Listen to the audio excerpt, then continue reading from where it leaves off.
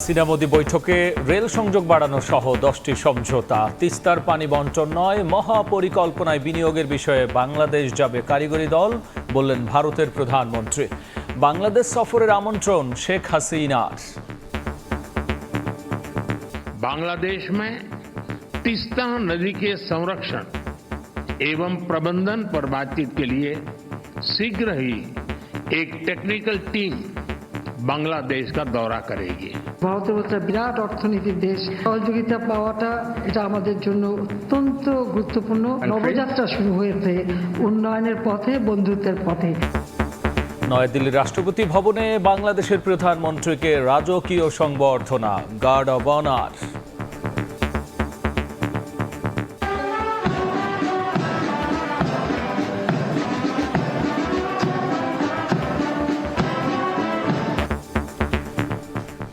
দেখছেন প্রধান শিরোনাম। রাত 11টার সময় সঙ্গে আছি আমি গোলাম রাব্বি। এবার অন্যান্য শীর্ষ সংবাদ।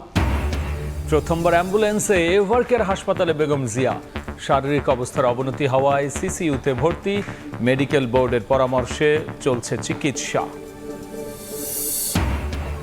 আওয়ামী লীগের 75তম বর্ষপূর্তি কাল সোহরাওয়ার্দী উদ্যান পরিদর্শন করলেন নেতারা। রাজনীতিবিদদের দুর্নীতিবাজ প্রমাণের পায়তারা একটি গোষ্ঠী, বললেন ওবায়দুল কাদের। ঢল কমলেও বিপদসীমার উপরে বইছে সুরমা কুশিয়ারা, এখনো তলিয়ে সিলেটের 6 উপজেলা। 1 সপ্তাহ ধরে যোগাযোগ বিচ্ছিন্ন গোয়াইনঘাট, পানির নিচে ফেঞ্জুগঞ্জ বাজার।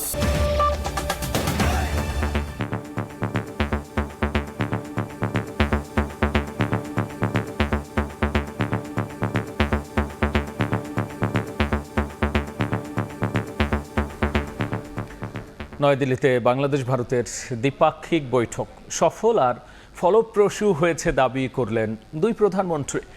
বৈঠকের আনুষ্ঠানিকতা শেষে দিল্লির হায়দ্রাবাদ হাউসে যৌথ বিবৃতি দিয়েছেন মোদি হাসিনা।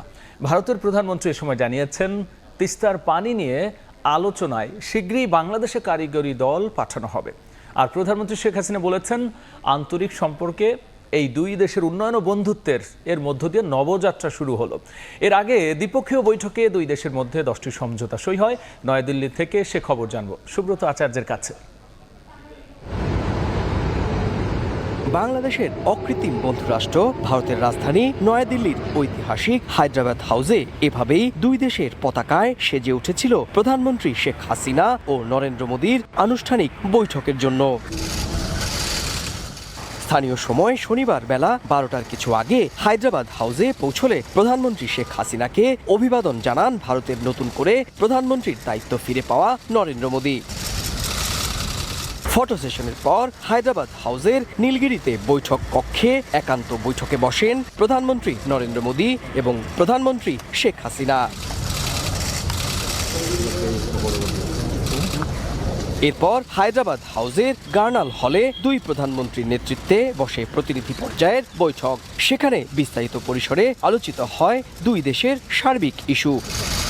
বৈঠকের বোঝাপড়ার পর দুই দেশের মোট 10টি সমঝোতায় সই করতে সম্মত হয়, যেগুলোর মধ্যে 7টি নতুন আর পুরনো 3টি সমঝোতা নবায়নের সিদ্ধান্ত হয়। পরে দুই সরকার প্রধান যৌথভাবে কথা বলেন গণমাধ্যমের উদ্দেশ্যে। তাদের অভিন্ন বার্তা বন্ধুত্বপূর্ণ সম্পর্ক বজায় রেখে অগ্রসর হওয়া। এই বন্ধুত্বপূর্ণ সম্পর্কের জন্যই আজকে আমরা অনেক উন্নতি করতে সক্ষম হয়েছি। আমাদেরও বলতে গেলে নতুন সরকার যদিও আমরা প্রায় 5 মাস অতিক্রম করেছি, নবযাত্রা শুরু হয়েছে উন্নয়নের পথে, বন্ধুত্বের পথে, সেটাই আমি বলতে চাই। तीस्ता नदी के संरक्षण एवं प्रबंधन पर बातचीत के लिए शीघ्र ही एक टेक्निकल टीम बांग्लादेश का दौरा करेगी। 2022 সালের পর প্রধানমন্ত্রী মোদী এবং শেখ হাসিনার একাধিকবার বিভিন্ন অনুষ্ঠানে দেখা হলেও দুই দেশই নতুন সরকার গঠনের পর আনুষ্ঠানিক দ্বিপাক্ষিক বৈঠক এটি প্রথম। হিন্দিতে মোদীকে বাংলাদেশ সফরের আমন্ত্রণও জানান শেখ হাসিনা।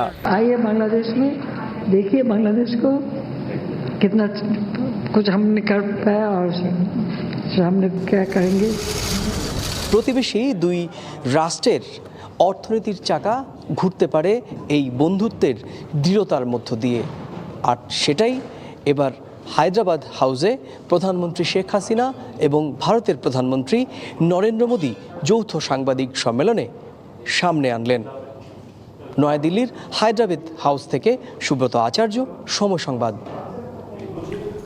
এর আগে নয়াদিল্লিতে রাষ্ট্রদ্বীপ ভবন রাইসিনা হিলে রাষ্ট্রীয় সংবর্ধনা ও গার্ড অব অনারে সম্মান জানানো হয় প্রধানমন্ত্রী শেখ হাসিনাকে। পুরো সময় সেখানে উপস্থিত ছিলেন ভারতের প্রধানমন্ত্রী নরেন্দ্র মোদী। আর এরপর রাজঘাটে গিয়ে মহাত্মা গান্ধীর সমাধিতে শ্রদ্ধা জানান শেখ হাসিনা। সুব্রত আচার্যের আরও একটি রিপোর্ট।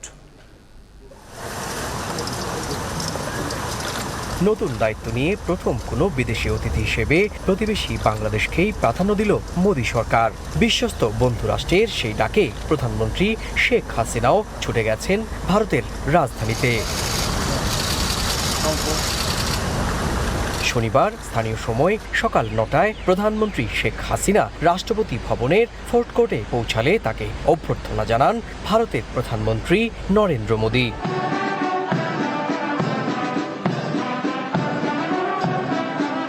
বর্ণাঢ্য রাষ্ট্রাচারে সামরিক বাহিনীর সদস্যরা রাষ্ট্রীয় সালাম জানান বাংলাদেশের প্রধানমন্ত্রীর সম্মানে।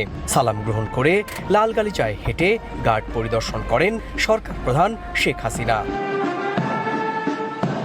এরপর উপস্থিত ভারত সরকারের মন্ত্রী ও নীতি নির্ধারণী পর্যায়ের ঊর্ধ্বতন কর্মকর্তাদের সঙ্গে প্রধানমন্ত্রী শেখ হাসিনাকে পরিচয় করিয়ে দেন নরেন্দ্র মোদী। অভিবাদন পর্বের শেষ ভাগে ফটো সেশন করেন দুই প্রধানমন্ত্রী। আনুষ্ঠানিকতা শেষ হলে অতিথি শেখ হাসিনাকে গাড়িতে তুলে দিয়ে রাষ্ট্রপতি ভবন থেকে বিদায় জানান নরেন্দ্র মোদী। এরপর ভারতের জাতির পিতা মহাত্মা গান্ধীর প্রতি শ্রদ্ধা জানাতে প্রধানমন্ত্রী শেখ হাসিনা যান রাজঘাটে।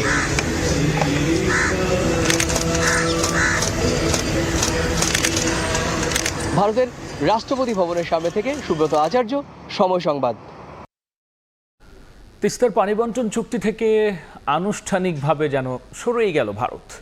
পানি বন্টন নয়, বরং চীনকে টেক্কা দিয়ে মহাপরিকল্পনা অংশ নেওয়ার লক্ষ্যই স্থির করেছে নয়াদিল্লি। দুই দেশের প্রধানমন্ত্রী পর্যায়ের বৈঠকের পর দেশটির পররাষ্ট্র সচিব জানিয়েছেন, তিস্তা মহাপরিকল্পনায় বিনিয়োগের বিষয়ে বাংলাদেশ যাবে তাদের কারিগরি দল। সীমানার ওপারে পানি বেড়ে যাওয়ায় 4 দিন আগে আবারও তিস্তার বাঁধ খুলে দেয় ভারত। ফলে আবারও প্লাবিত হওয়ার আশঙ্কায় উত্তরের 4 জেলার মানুষ। অথচ বর্ষা মৌসুম ছাড়া অন্য সময় বাঁধ আটকে দেয়ায় এই একই তিস্তা হয়ে পড়ে পানি শূন্য। ফলে এই তিস্তা 12 মাসই বাংলাদেশের লাখ লাখ মানুষের জন্য এক বিভীষিকা।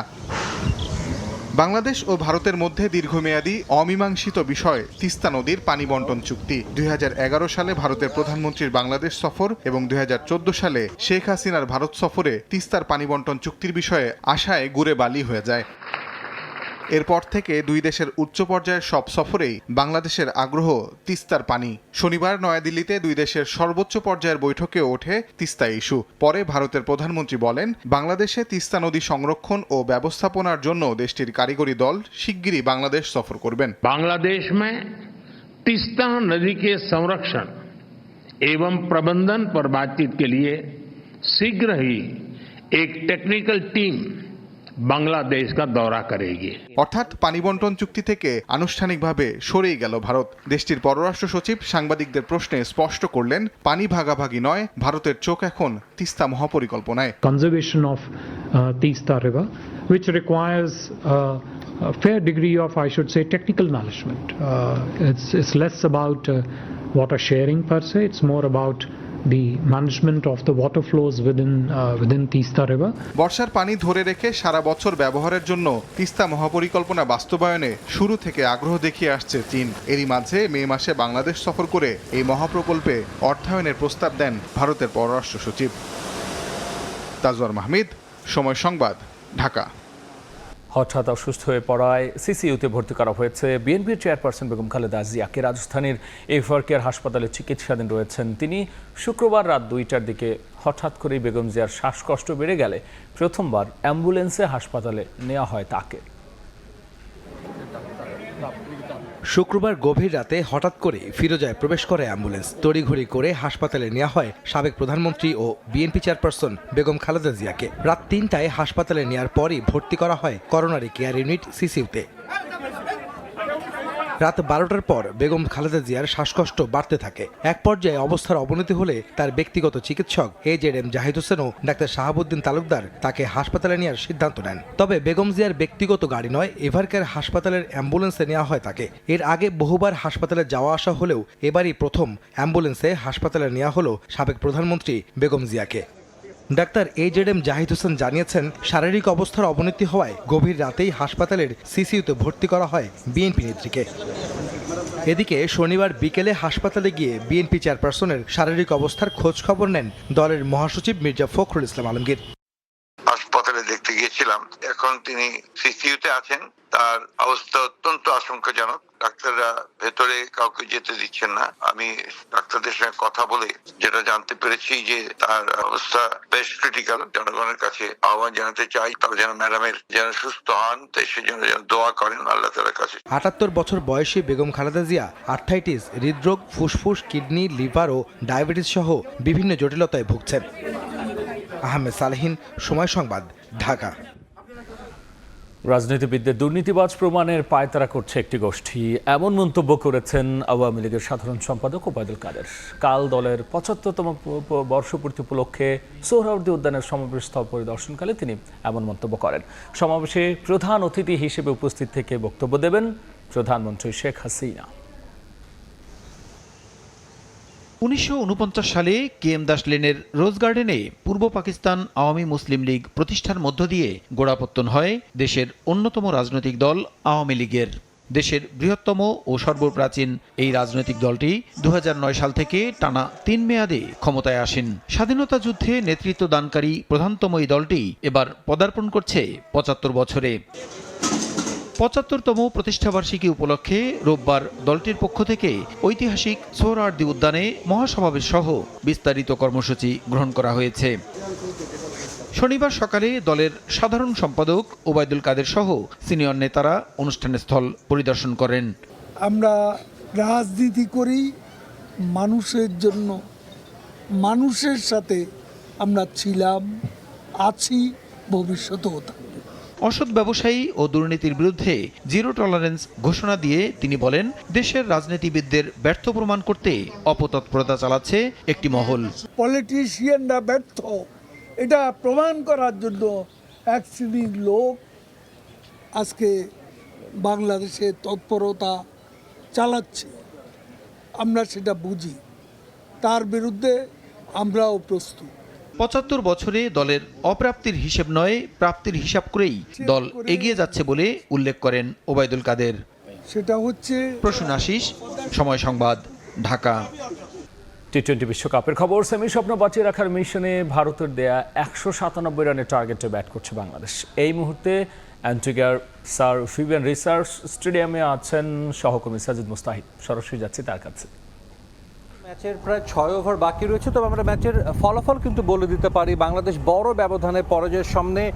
এর মধ্যে কিন্তু বাংলাদেশের ৪ উইকেট পড়ে গেছে। তবে এই ম্যাচে আমরা যেটা দেখেছি, বাংলাদেশ টস জিতলেও বোলিং নিয়েছিল আগে, অথচ এখানে কিন্তু আমরা দেখেছি আগে ব্যাট করাটা অনেকটাই সহজ ছিল এবং বাংলাদেশের অধিনায়কত্ব, যেটা ছিল বলতে নাজমুল হোসেন শান্ত, টুর্নামেন্টের শুরুর দিকে তার ক্যাপ্টেন্সি নিয়ে অনেক সবাই প্রেস করলেও আজকের ম্যাচে কিন্তু তার ক্যাপ্টেন্সি অনেকটা পুয়ার হয়েছে। সবাই কিন্তু বলছিলেন যে যখন বাংলাদেশে বোলিং চেঞ্জগুলো করা দরকার ছিল, সেই পর্যাপ্ত বা সেই টাইম অনুযায়ী কিন্তু বোলিং চেঞ্জগুলো করতে পারেননি নাজমুল হোসেন শান্ত। রিশাদ হোসেন ইনিংসের ১৮তম ওভারে এসে কিন্তু আমরা দেখেছি ১৫ রান দিয়েছেন, অথচ খুব ভালো বোলিং করেছিলেন মাহমুদুল্লাহ রিয়াদ। তাকে কিন্তু বোলিংয়ে না এনে রিশাদকে দিয়ে একটা ওভার করানো হয়। একইভাবে মুস্তাফিজুর রহমান পুরো বিশ্বকাপে যিনি ভালো বোলিং করেছিলেন, আজকের ম্যাচে ফ্ল্যাট উইকেটে কিন্তু তার বোলিংটা মোটামুটি এক্সপোজ হয়ে গিয়েছে। লাস্ট ওভারে তিনি ১৮ রান দিয়েছেন এবং এর কারণেই কিন্তু, যেটা এর আগেও বলেছিলাম, রানটা যদি ১৬০ থেকে ৭০-এর মধ্যে থাকতো, বাংলাদেশ সেটা চেস ডাউন করার কিন্তু একটা ট্রাই করতো। তবে আমরা জানি ভারতের বোলিং লাইন আপ কতটা শক্তিশালী। কুলদীপ যাদব, যিনি একাই এখন পর্যন্ত 3টা উইকেট তুলে নিয়েছেন। জসপ্রীত বুমরা দারুণ শুরু করেছিলেন, প্রথম ওভারে একটা উইকেট তুলে নিতে পারতেন। সো বাংলাদেশের বলা যায় যে প্রতিটা ক্ষেত্রে আমরা দেখেছি যে বোলিং চেঞ্জ থেকে শুরু করে ব্যাটিংয়েও আমরা বলি যে বাংলাদেশ পরিকল্পনার মতো কিছু করতে পারেনি, যার কারণে হয়তো বাংলাদেশের বিশ্বকাপ কিন্তু যে সেমিফাইনালে খেলার স্বপ্নটা ছিল সেটা কিন্তু হয়তো বা শেষ হতে চলেছে। এই ম্যাচটা হারলেই সেই স্বপ্ন শেষ হয়ে যাবে। আরেকটা ম্যাচ বাকি থাকবে যদিও, তবে সেটা শুধু আনুষ্ঠানিকতার বাংলাদেশের জন্য, কারণ সেই ম্যাচ হারলেও বা জিতলেও সেটার ফলাফলে কোনো আসলে এই টুর্নামেন্টের কোনো কিছুতে কোনো প্রভাব ফেলবে না। বাংলাদেশের ক্যাপ্টেন যার ব্যাটিং নিয়ে অনেক সমালোচনা হচ্ছিল, তিনি কিন্তু আজ রান পেয়েছেন। একইভাবে ওপেনিংয়েও কিন্তু আমরা দেখেছি বাংলাদেশ রান পেয়েছে, তবে এই উইকেটে যেভাবে ব্যাট করা দরকার ছিল বাংলাদেশ কিন্তু সেটা একেবারেই পারেনি। অন্যদিকে ভারত তাদের টি-20 বিশ্বকাপ ইতিহাসে সর্বোচ্চ 13টা ছক্কা হাঁকিয়েছে এক ইনিংসে, এবং তানজিদ তামিম বাংলাদেশের আরেক ওপেনার এমন উইকেটও কিন্তু 100-র নিচের স্ট্রাইক রেটে ব্যাটিং করেছে। তো বাংলাদেশের এখনো লম্বা একটা পথ বাকি, নিশ্চিতভাবেই আমরা অপেক্ষা করবো শেষ পর্যন্ত কি হয়। আমার কাছে অ্যান্টিগা থেকেই ছিল সবশেষ খবর।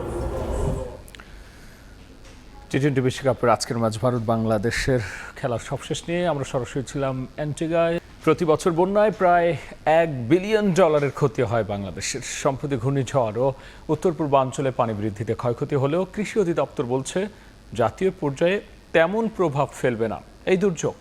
অর্থনীতিবিদদের মতে মাঠ জুড়ে বিভিন্ন ফসল নষ্টের কারণে আর্থিকভাবে সংকটে পড়বে চাষিরা। কৃষকদের সহায়তা দিতে টাস্ক ফোর্স গঠন করার পরামর্শ তাদের। কাজল আব্দুল্লাহ রিপোর্ট।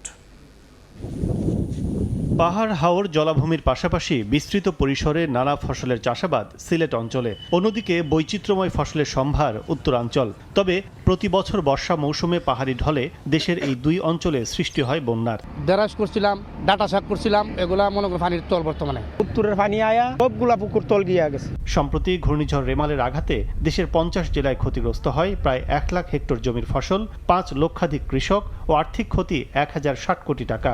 এই মুহূর্তে আমাদের বড় একটা প্রাপ্তি যে আমাদের বোরো ধানটা সম্পূর্ণভাবে আমরা ঘরে তুলতে পেরেছি।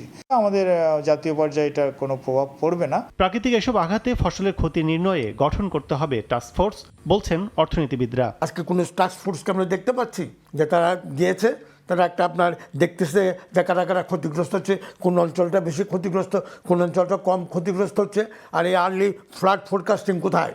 যুক্তরাজ্যের সেন্টার ফর ক্লাইমেট চেঞ্জ ইকোনমিক্সের তথ্য মতে বন্যায় প্রতি বছর প্রায় 55 থেকে 60% জলমগ্ন হয় বাংলাদেশের। কাজল আব্দুল্লাহ, সময় সংবাদ, ঢাকা।